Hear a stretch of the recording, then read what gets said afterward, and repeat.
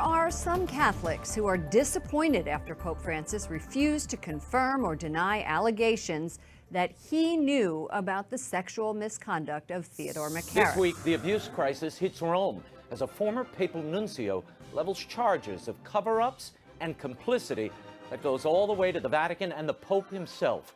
Vatican correspondent for the National Catholic Register, Ed Penton, and the papal posse, Father Gerald Murray and Robert Royal, are here with analysis. Catholic Church is in a state of upheaval tonight. A newly released letter by a former Vatican ambassador to the U.S., Carlo Vigano, claims that Pope Francis and other top officials of the Church knew of the allegations of sexual abuse against Cardinal Theodore McCarrick, the Archbishop of Washington. A Catholic bishop from Illinois tells us why he's calling for answers from the Vatican on allegations against Pope Francis. Send me a tweet. I'm at Raymond Arroyo. I will be live tweeting throughout. Joining us with the latest from Rome and the fallout is the reporter who broke the Vigano story, the National Catholic Register's Edward Penton. Edward, thank you for being here. Good to be with you, Raymond. At the heart of Vigano's charges is the allegation that Pope Benedict placed sanctions on then Cardinal McCarrick after learning of his sexual misdeeds sometime between 2009 and 2011.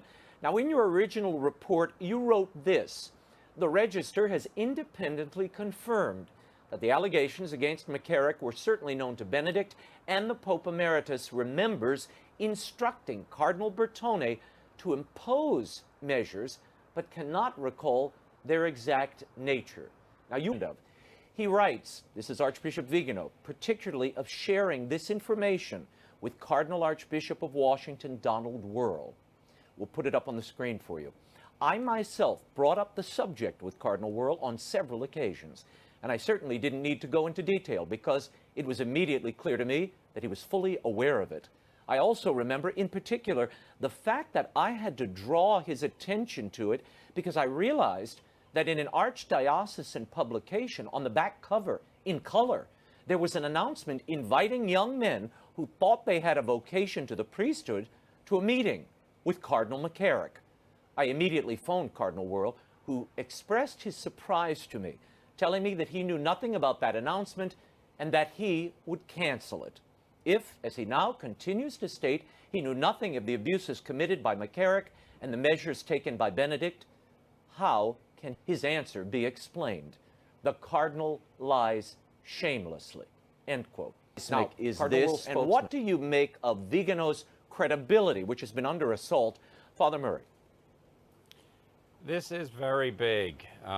This is something unprecedented in our lifetime, and it is, for me, a crucial moment of truth in the life of the Church, because what the Holy Father, Pope Francis, has been saying throughout his pontificate and what the American bishops have been trying to implement ever since 2002, all of that now is on the line. Are we going to indeed root out sexual abuse in the life of the Church? Will the abuse of authority be exposed and punished? And I have to say, I have high regard for Archbishop Vigano. I admired the work he did when he was nuncio in the United States. And when I read his testimony this past Sunday morning, while it was stunning, I also said, this is a man who lives the gospel because he's speaking the truth. And he says that truth needs to be known because the Church is in grave danger. So I commend him for what he did. And now the question is, how can we go ahead and either prove or disprove what he says? And then what are the consequences? Well, now, we should put up the full screen. I want people to see this. This is a full screen from the letter of Vigano. Watch this. It says, Francis knew from at least June of 23rd, 2013, that McCarrick was a serial predator. What? In an extremely dramatic moment for the Universal Church, he must acknowledge his mistakes, and in keeping with the proclaimed principle of zero tolerance, Pope Francis must be the first to set a good example for cardinals and bishops who covered up for McCarrick's abuses and resign along with all of them. He's calling for the Pope's resignation. Good evening from Washington, D.C., and thank you to those of you joining us from around the world for news from a Catholic perspective. I'm Lauren Ashburn. A new state investigation into clergy sex abuse, this time by the Attorney General of New York. Subpoenas have been issued to all 8 dioceses.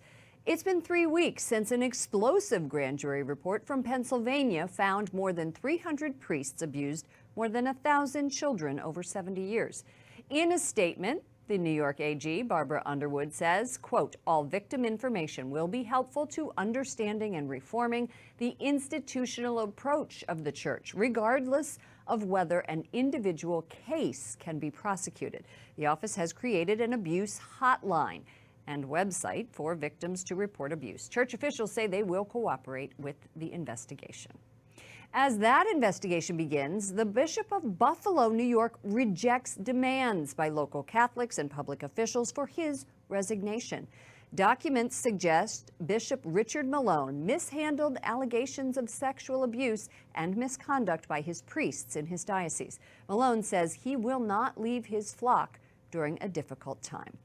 And in Ohio, Bishop George Murray of Youngstown announces his diocese will release a list of priests accused of sexual abuse. Names are expected to be published on the diocesan website in the next 2 months. Murray says the priests were removed from public ministry. He encourages victims to come forward and share their stories. A bishop in Illinois has issued a 9-page homily to be read at every Mass throughout his diocese. In it, he expresses his fury about recent clergy abuse scandals. Bishop Thomas Paprocki says, in part, quote, the reaction to hearing this convergence of distressing reports has been very understandable. Anger and even outrage on the part of many people, including myself. Joining me now is Bishop Thomas John Paprocki of the Diocese of Springfield in Illinois. Bishop Paprocki, welcome to the program. Thank you. Good to be with you. In your homily this weekend, you spoke of the, quote, horrifying abuse and neglect of authority among some priests and bishops of the church in our own country. Bishop Richard Malone of Buffalo has said he will not resign. Are resignations in order? Well, I think that question is maybe something that needs to be looked at a little further down the line. I think right now is we need information. We need explanation of what has taken place. We have this testimony from the former Apostolic Nuncio, Archbishop Carlo Maria Vigano, and he says that he told the Holy Father Pope Francis in 2013 about the misconduct of Cardinal McCarrick, and that the Holy Father did not act on that, and in fact covered it up. And so he also cites documents that he says are on file at the Apostolic Nunciature in Washington or at the Congregation for Bishops in Rome. So I think that it would be good for those who have those documents to come forward with them, and for those who know about the matters about which Archbishop Vigano is speaking, for them to give us a full explanation of what took place. What